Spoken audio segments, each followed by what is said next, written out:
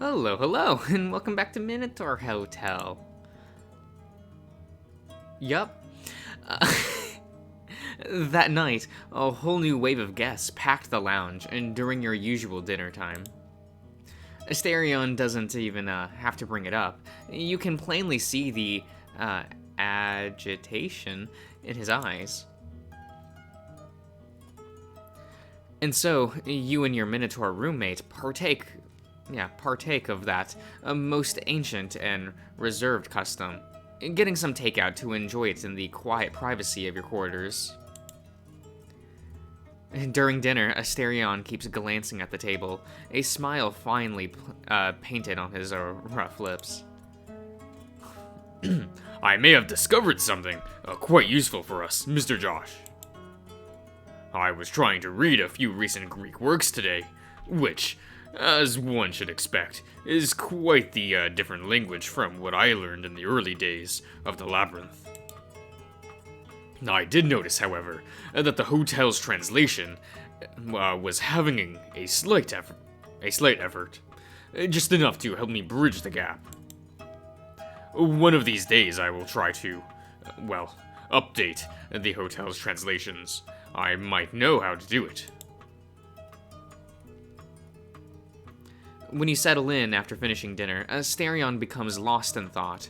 At times, he looked to the drawer where you hid Clement's letter. How's the writing going? Did you write down any poetry? Oh, yes, I did in fact. After I kindled the hearth's flame, I went to the garden, to Lord Hades' statue, to the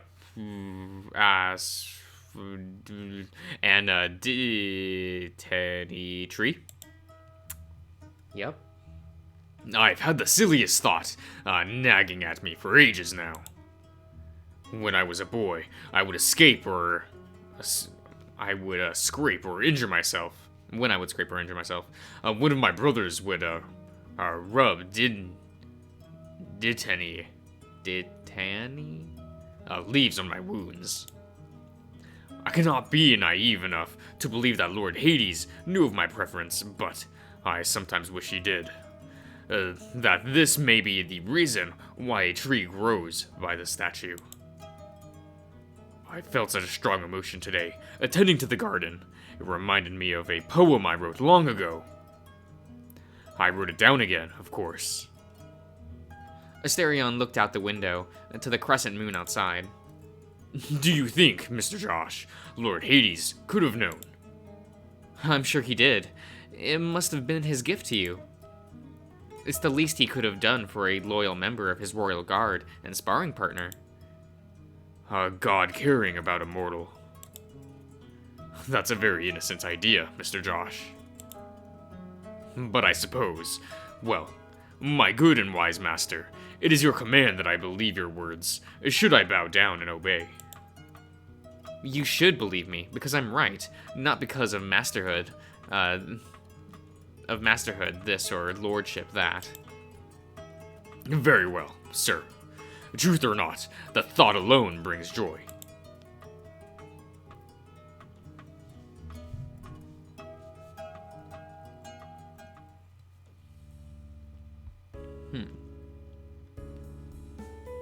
Okay.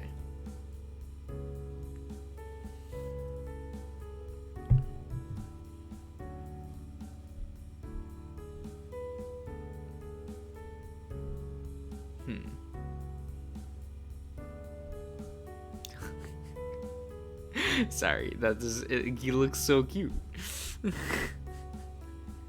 Luke's is also good. I mean, I guess that's the best we can do for now.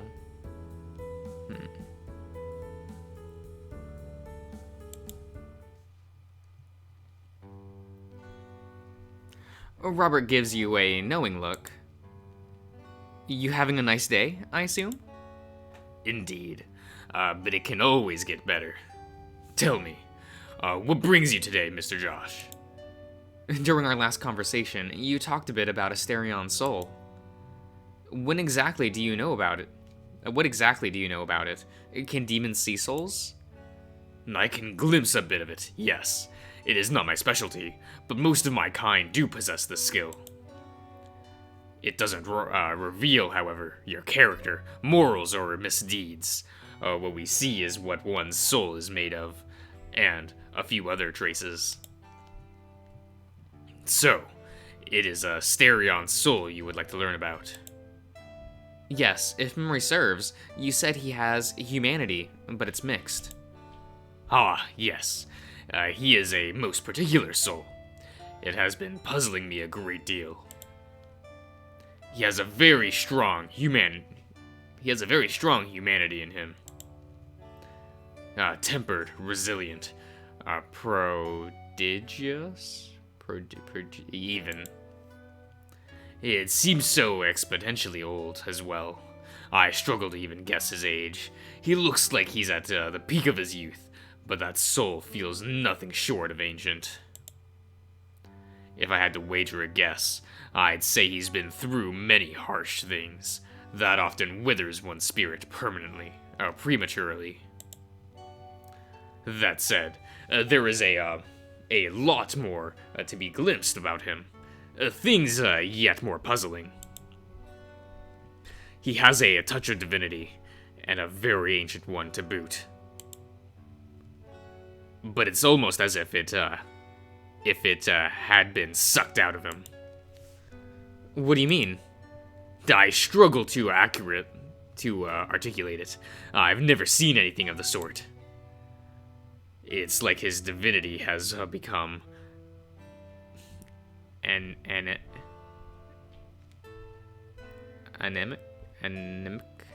Okay. Or was bled out of him.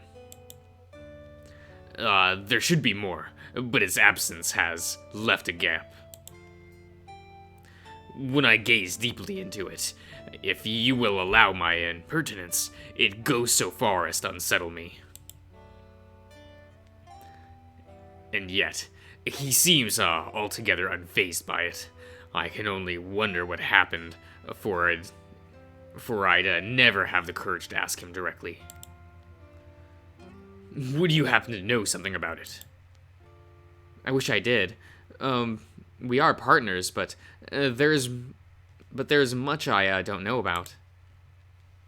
I don't think it's my place to share everything, but you're correct when you guess that he went through many harsh things. That's what, yes. Poor thing. At least he has you around. Excuse me? Your presence soothes him, and I don't need to see into his or your soul to know it. I suppose I can take that as a compliment. You should. Kindness is a virtue, Mr. Josh, and so is humanity. That's why Ken Ichijoji had the crest of kindness. Only for like one episode, though, so. Because 02 was stupid. Robert raises his drink, then gulps it down. In the second it takes for him to down it, the glass surface becomes foggy, and his body heat reaches its contents. Okay. He snorts, and an earth-shaking rumble comes from his chest, but one would guess it's involuntary, as Robert himself tries to quiet down by covering his mouth.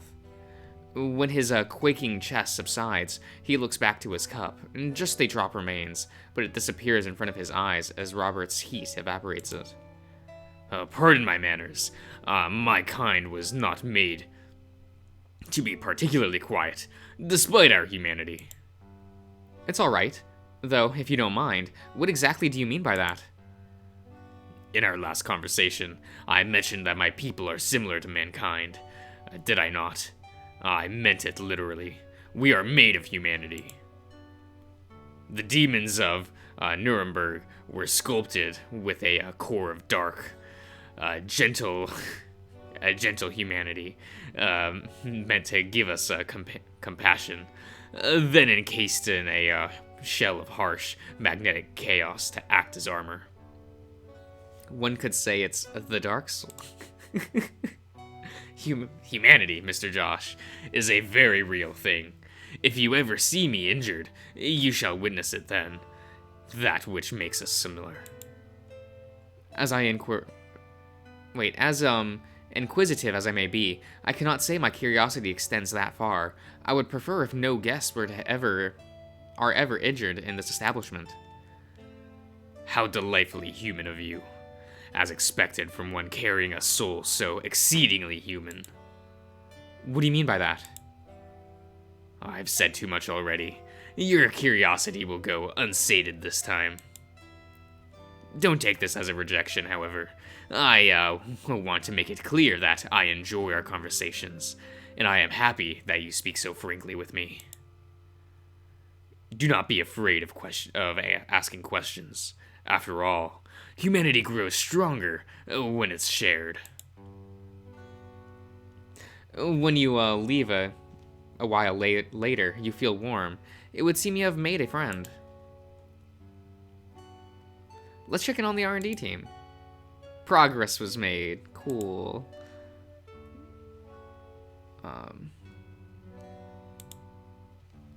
Build the gym.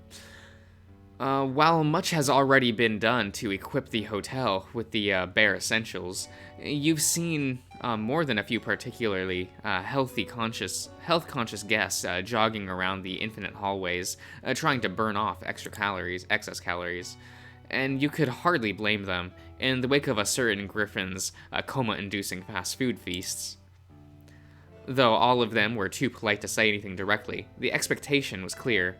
The hotel needs a modern gym, suited for men and mythical alike. All that remained was taking the time to design and implement all such facilities. Completing the gym was more laborious than expected. You assumed it would come down to instructing the labyrinth to create it, or clear a room big enough to hold all the equipment, and then generating enough properly shaped iron objects. Several problems arose, however. Catering to the strength of some guests provided difficulty, and then, of course, there were the electronics required for instruments like the treadmill.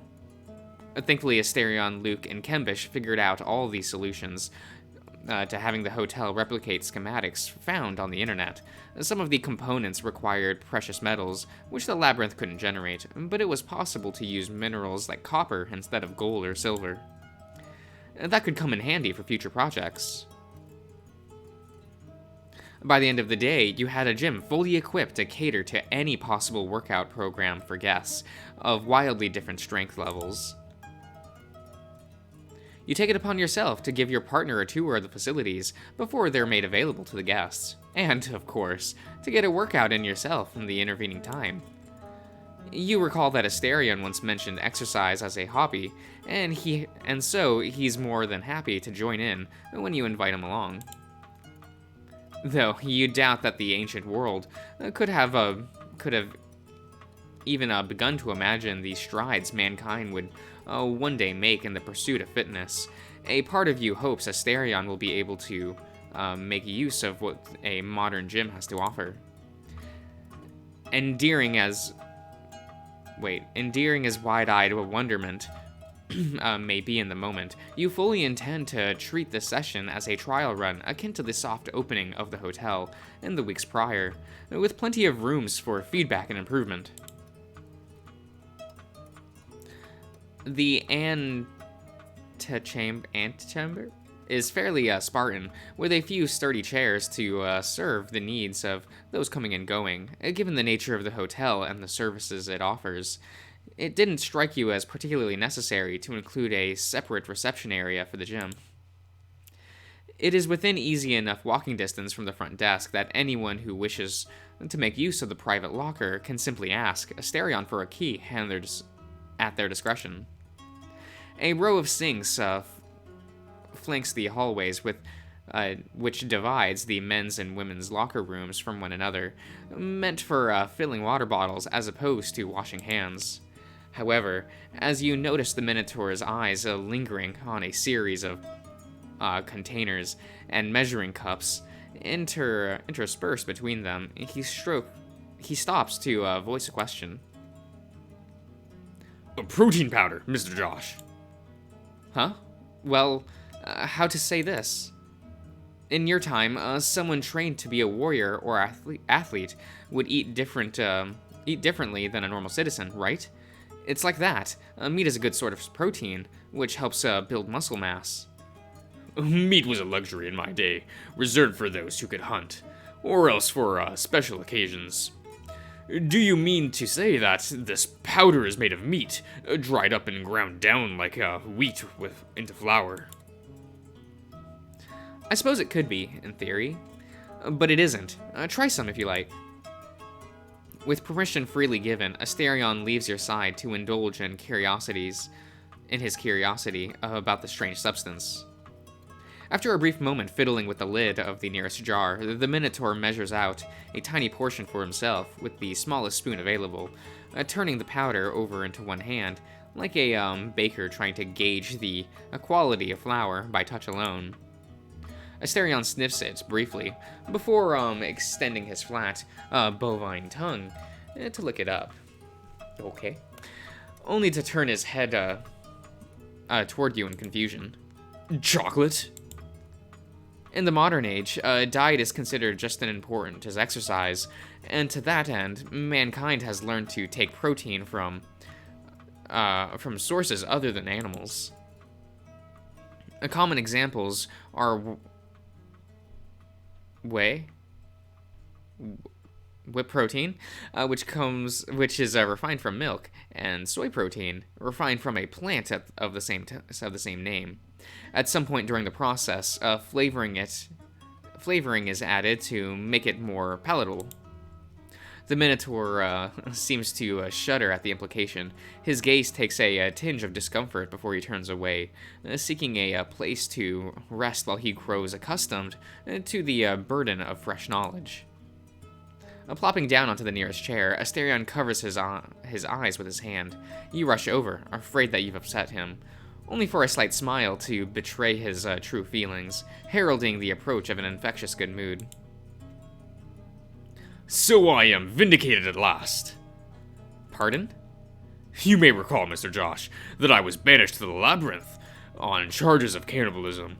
Imagine the stir it would have caused were such a thing said in my defense. Milk is liquid meat, no different from the flesh of the teat from whence it came. Plants, animals, and men are all made of the self-same stuff. By these tokens, we are all cannibals, rather. There is no other option for us. What great and terrible secrets your kind have wrestled from the hands of the divine. In Crete, I was initiated into a number of sacred mysteries, but nothing like this. Would you like me to make you a protein shake to mark the occasion? Please. It never ceases to amaze how something so small can bring the Minotaur such joy. As such, you can do nothing but approach the coming task with a measure of ceremony. Picking up the thread of conversation, you walk to the sink and uncap your water bottle in preparation to mix Asterion a shake. And you note to yourself to add disposable cups to the area for those without the means to bring their own. Once you've done so, you begin by pouring out a small strand, as you've seen Asterion do so many times before the hotel's hearth, with all the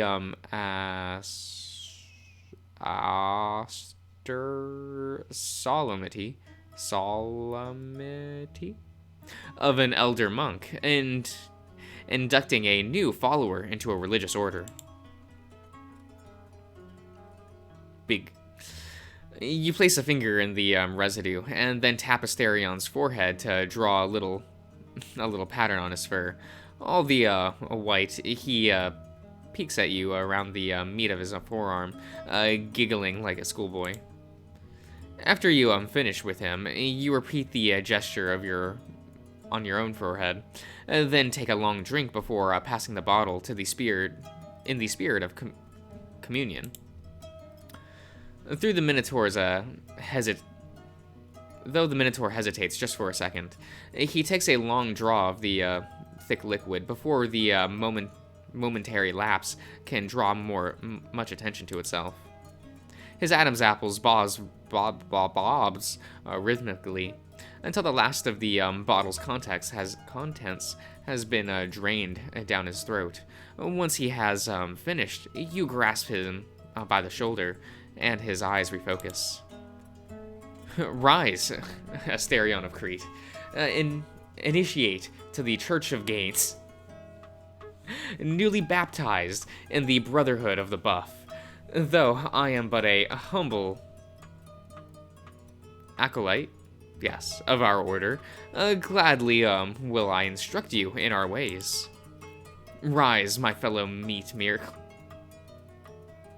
But only with the proper form. Our temple awaits us. Mass begins shortly. At once, brother Mr. Josh. You had the hotel materialize some clothing for the occasion. 2 sets of tank tops, fingerless gloves, and shorts. You and the Minotaur go into the locker room and change into your new outfits. You give Asterion the blue shorts, since they match his fur better, and keep the red ones for yourself. He stretches and gives you a goofy smile before following you into the gym proper. He seems pleased with how comfortable these new clothes feel to move around in. As you get into a deep squatting stance, Asterion mirrors your emotion, sliding off the chair and pressing his bovine forehead playfully against yours. Rising together in such close quarters, you cannot help but meet his eyes, and you release your bitten lips from the toothy bondage of composure. The moment you've cleared the moment you're clear of his horns. Laughter breaks out in earnest. Yes, with all the joyous irrelevance that men can share, and you walk on, arm in arm at its conclusion, hearts feathered light. Unburdened as you were by the usual constraints of cost, space, and labor, the gym that you've designed is a sprawling complex which houses all the paraphernalia one could expect, and then some. Machines of all kinds dominate the room's center, organized accordingly to the body part they represent. Their respective exercise most benefits, flanked on either side by areas devoted to different ways of keeping healthy. On the left side is a section with a padded floor, meant for stretching and warm-ups, accompanied by a few accoutrements. For those interested in gymnastics and yoga, and a few adjoining rooms in which classes may one day be held. Beyond, a space for cardio, replete with treadmills, bicycles, elliptical machines, and even an indoor track. Not outdoor, indoor. On the right are racks full of free weights, along with barbells and benches, yes, to suit the needs of those interested in manual strength training and lifting.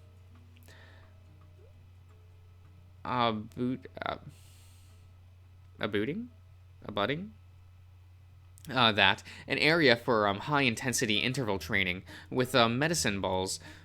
I always forget that's what those are called. Kettlebells, battle ropes, and so on. I don't know what a battle rope is. Oh well. As expected, Luke has a lot to say during the design process, but to your surprise, there were hardly any purposed additions that could be readily classed as horny. Those that were, you shot down with prejudice and without a second thought. Still, his influence can be felt in a number of places throughout the gym, from the military-style obstacle course in the cardio section to the full-length mirrors along the wall, in which to admire and be admired, in his own words. A part of you suspected that the Griffin will be able to turn some of his suggestions toward a lewd purpose regardless, but you've long since given up that battle. You can't very well stop him from eating the eye candy in the place where so many others will likely be doing the same. Far in the back lies the strongman section, filled with more arcane and showy methods of muscle building.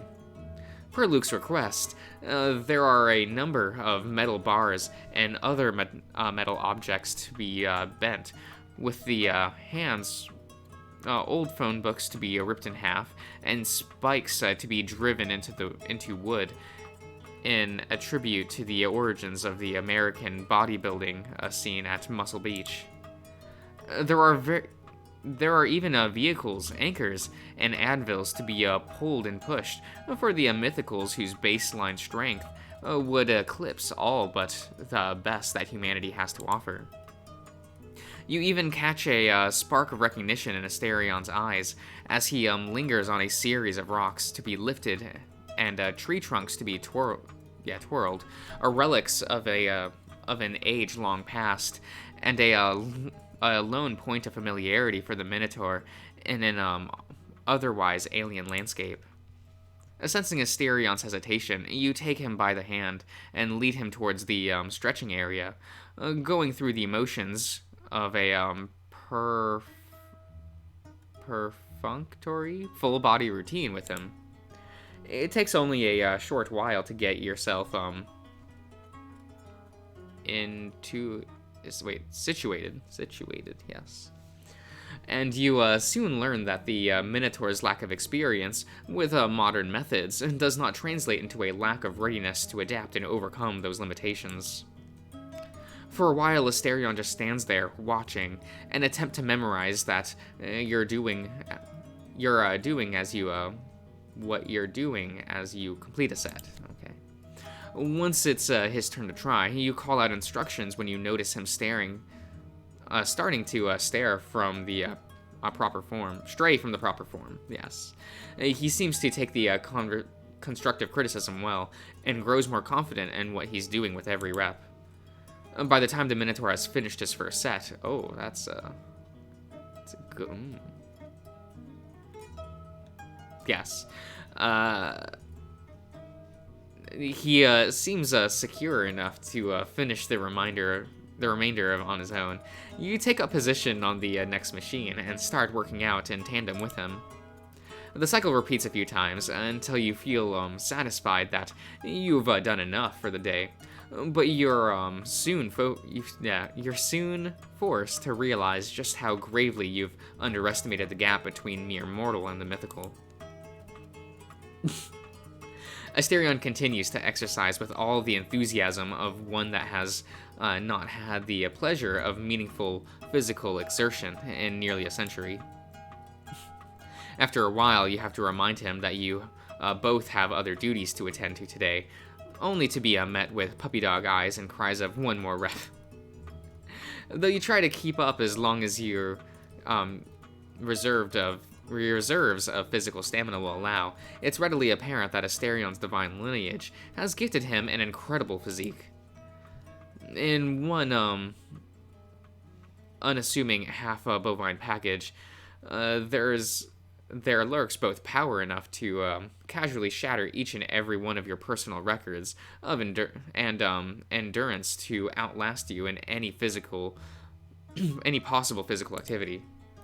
Were you a lesser man, you might begrudge Asterion his superior genetics to console your bruised ego, as the Minotaur finishes his last set and approaches while beaming from ear to ear. However, all such petty thoughts melt away. You've done what you set out to do, and that in itself is satisfactory. Okay. Oh, we'll end the part there, so I'll see you around, everyone.